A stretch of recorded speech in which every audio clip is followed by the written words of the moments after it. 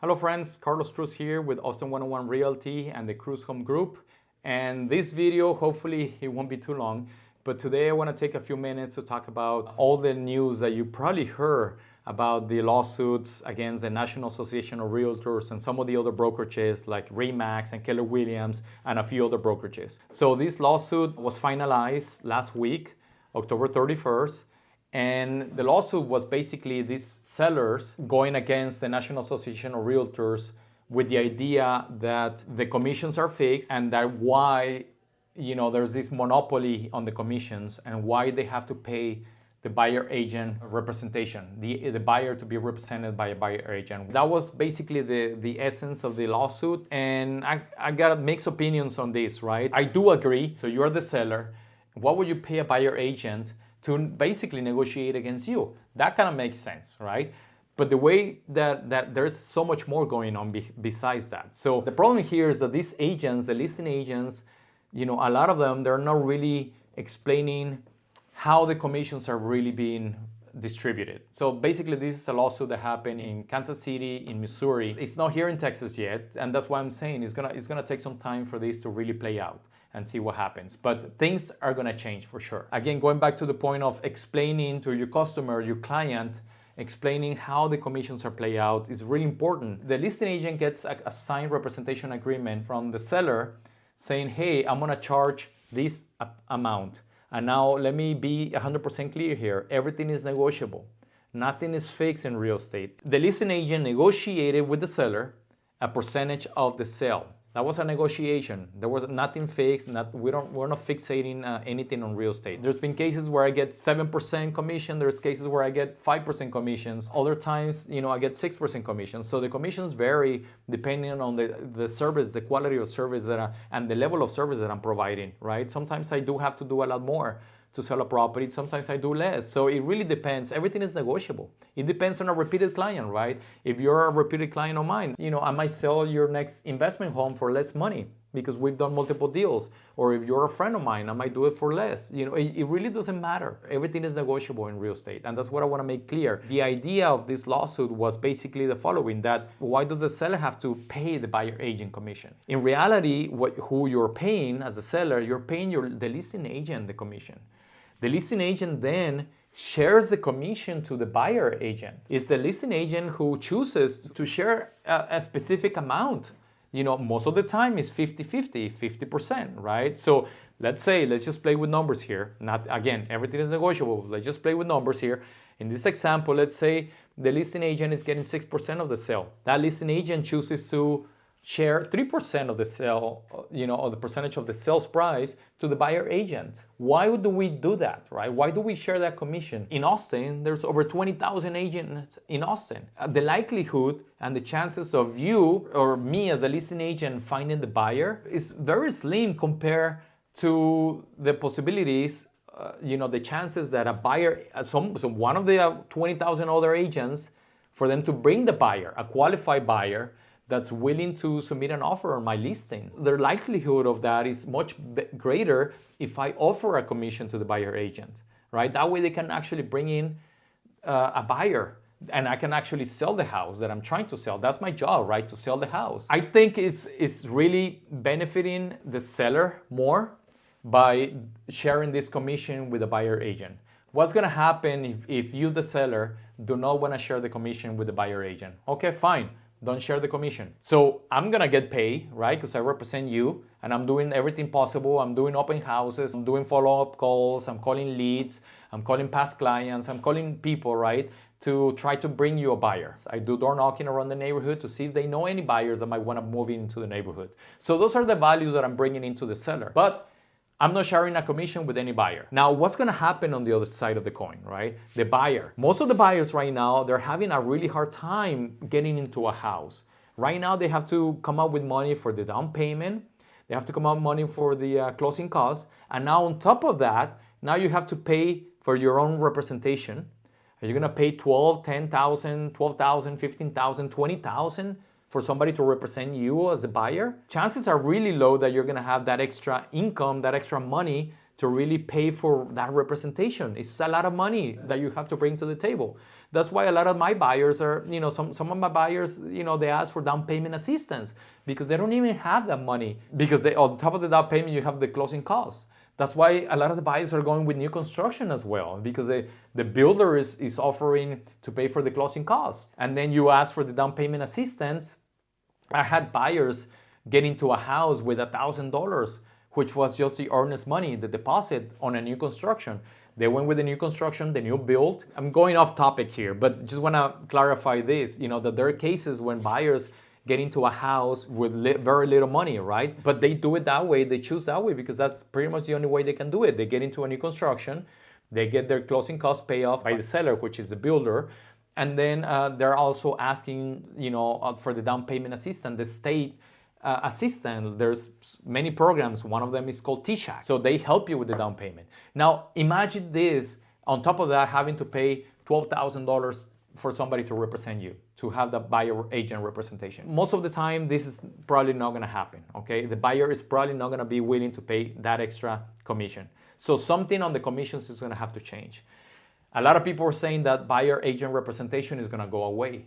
It could be. If the seller or the listing agent is not sharing that commission to the buyer agent, no agent, no realtor is going to be representing anybody for free, right? We all have to make a commission on this. We all have to, this is our living, right? This is how we make money. And by the way, people are thinking that realtors make a lot of, it is a lot of money what gets transferred, right? It is a big percentage, right? So we're talking thousands of dollars here on the sale in commissions. I understand that. Compared to other industry that, a plumber or an electrician, they do make good money, right? But it's not thousands of dollars, right? That we charge, that we get paid in commissions in a real estate transaction. I understand that. But keep in mind that the average realtor in the nation only sells between 4 to 6 homes a year. That is your average realtor. They're only making $60,000 to $70,000 in the US on average. It's not like the agents are millionaires, right? It's just we don't do, or many don't do as many transactions as people might think. And only the top producers are the ones selling most of the homes. It's a mess. And this representation, things are gonna change for sure on the commission side. But if the buyer agent is going away, who is gonna represent the buyer now? Okay, the buyer cannot afford representation. More than likely, the buyer is going to go directly to the listing agent who represents the seller. And they have the fiduciary duty to represent and be truthful and only represent the seller, right? For everything for the benefit of the seller. Not for the buyer who is calling me off a sign, who is walking into an open house. Hey, I represent the seller. Who is going to help you draft that offer?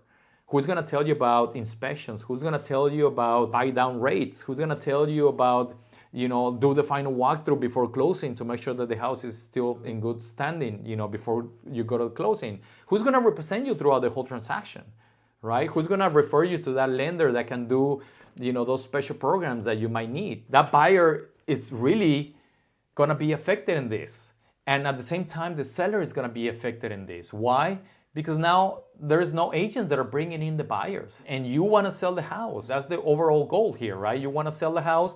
Well, who's going to bring you the buyer if you're not sharing that commission with the buyer agent? Who knows? At the end of the day, we have to provide value to our clients and we have to show and be truthful. And agents, all agents have to do this. I do this with all my clients. I explain how the money is transferred from one hand to another. I explain how that 6% or 7% or 5%, whatever the percentage is that I'm getting paid at closing, I explain how the money goes and how I'm actually getting paid, the real money that I'm getting paid. I don't get paid the old 6% or 7% or 8%, right? I only get paid a part because I also have to share my commission with my broker as well, right? All agents have to be under a broker and they have a split with that broker as well. All of that has to be on the table when you have that meeting, that initial consultation on a listing representation, basically, a listing appointment, right? But in this case, in Missouri, the sellers got together and they put the lawsuit against the National Association of Realtors and other brokerages saying that all these commissions are fixed, when in reality, they're not. You got into an agreement with a listing agent. If that listing agent did not explain the process, well, that's a different story, right? It's not against, this is something that's affecting agents across the United States. Today, by the way, I received news that there's another lawsuit filed in Illinois. And this time is by buyers. What he's saying is that the buyer had to pay a larger amount for the house because the seller paid a commission to the buyer agent. Because the seller had to increase the sales price to be able to pay that commissions. Who is affected by all this is the buyer, because now the buyer had to pay a larger sales price because the seller had to increase the sales price to be able to pay commissions. So now the lawsuit is the buyers against all these brokerages now, saying how they had to overpay for these homes because the seller had to raise the price to be able to pay for the commissions. This is insane. There's going to be one lawsuit against another. This is definitely going to change how we do business. All right, nobody really knows how this is going to be played out. And again, this is going to take years. It's nothing that's going to happen overnight. Okay, things don't change. We've been doing this way. We've been doing it for years and years and years. Are we agents or buyer agents going to work by specific fees, right? Hey, let's go on a weekend and I'm going to charge you by hour. Lawyers are doing that right now, right? Lawyers are charging by hour. Electricians are charging by hour. So are agents going to charge by hour now? That's the question. Or is the buyer agent going to go away? Now, who's going to pay the buyer agent? So nobody's paying the buyer agent. Well, that buyer agent is going to go away. Who's representing the buyer? I think the buyer is going to be affected because a lot of my buyers, they really do need a lot of hand holding. And they really do need me to explain the whole process and guide them through the process. But if I'm not there for them to represent them in the purchase, how are they going to do it? They're going to be reaching out to somebody else, another agent that's representing the seller. And that's not really doing what's best for them. We just have to be clear to our clients how we get paid and just be transparent in the whole thing, right? In the whole transaction. So again, guys, who knows? But I'm glad I'm here. And at the end of the day, I think we have to think about this too, right? So the sellers were doing this lawsuit, but sellers at one point years back, they were buyers too. When they purchased that house that now they're selling, when they purchased that house, right? Who represented them? Who paid for that representation? I don't know, but probably they didn't have to come up with any money to be represented to purchase that house that now they're selling. So things go around.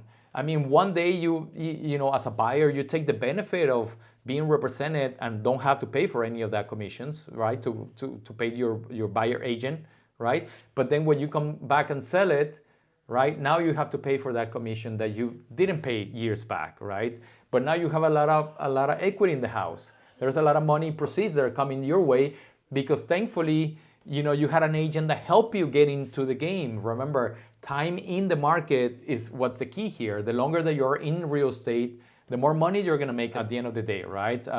Because we know that real estate is an appreciating asset. We know that real estate in 5 years, 10 years from now is going to be worth more. I mean, this has been the history so far. So nobody knows what's going to happen in the future, but real estate tends to go up, right? Thanks to that buyer agent that represented you and maybe guided you through the process of buying the house. Now, when you're a seller years later, getting all the benefits from that sale. We're here to provide a service, and we're here to help you in one of the biggest transactions of your life. Buying and selling real estate, it's a complicated process. And, that's why, I have 15 certifications in real estate, right? And I've been doing hundreds of transactions. And I have the experience to represent you and guide you through the process, whether you're buying a house or you're selling a house. But without that representation, it could get really complicated. A lot of my clients have, even though they're repeated sellers or repeated buyers, they still have a lot of questions throughout the process. At least it's been my experience. My clients have a lot of questions, right? I'm happy that I'm getting these questions because I have the knowledge and I can explain everything to them.